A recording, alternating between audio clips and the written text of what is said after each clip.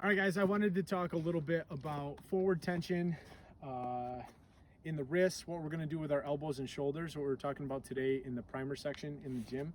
So I saw some people that were really hyperextending their elbows. They were really tensing up their shoulders and rocking their heads forward, right? I was seeing some of this stuff when we were out there. Another extreme to that is just extending one arm because we weren't squaring our hips and our shoulders to the target. So I was seeing more of a weaver stance with some people where we're dropping our head over to the gun instead of bringing the gun up to our head. Right now you can see the difference in my elbows here where this one's hyperextended and this one's got a lot of bend into it. I don't want my skeleton locked straight out. There's a couple of reasons for that. Now, if I'm moving my head down to the target, I'm rotating my shoulders up, hyperextending my elbows. For me, when I bring that gun up, now I've got no tension in my wrists. So when this gun goes off, it's gonna go off, the muzzle's gonna go up, and it's not gonna come back down. It's not very efficient. The wrist is the weakest joint in the body, so I'll rather use my shoulders and elbows as a shock absorber and then lock the wrist out. How I do that is a little bit, I don't wanna over accentuate it, but a little bit of bend in the elbows and relax the shoulders.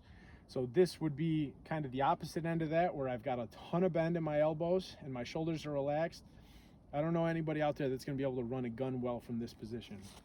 So what I'm looking for, gun comes up, we marry the grip where we would clap, extend that out, heels of the hands together. The tension builds as that comes up, and now I'm short of extended, but my wrists are locked. I've got forward tension in my forearms, and the gun's gonna track nice and smooth from here. Another reason that that's good is they kind of help as shock absorbers when I'm moving. So as we move with our arms extended out here, we kind of look like Frankenstein rocking back and forth. It's not going to be very good for moving and shooting. Whereas if I'm here, now I can move and shoot much more smoothly. So let's load up and toss a couple rounds, and we'll see if we can see a difference in what the gun's doing when I'm hyperextended versus when I've got a little bit of bend and I'm using my elbows and shoulders like a shock absorber. So the first one, I'll hyperextend like we were seeing from some of the guys out there. Pay attention to what's going on with the gun. The gun goes off and the sights don't come back down onto target, right? It's that analogy I made before of the desk and the rubber band. I'm like a desk here. My skeleton's locked out. I've got no give. So the gun goes up and it doesn't come back down.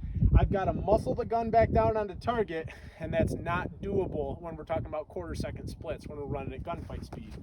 The opposite end of that is I've got a lot of bend in my arms from here. I press the trigger.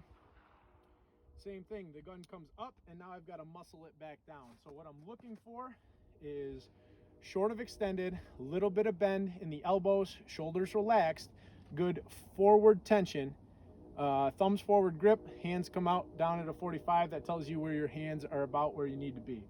So our hands come out here, my weight's into the gun goes off and tracks right back down onto target. It takes no conscious thought, it takes no extra effort, and that's what we're looking for.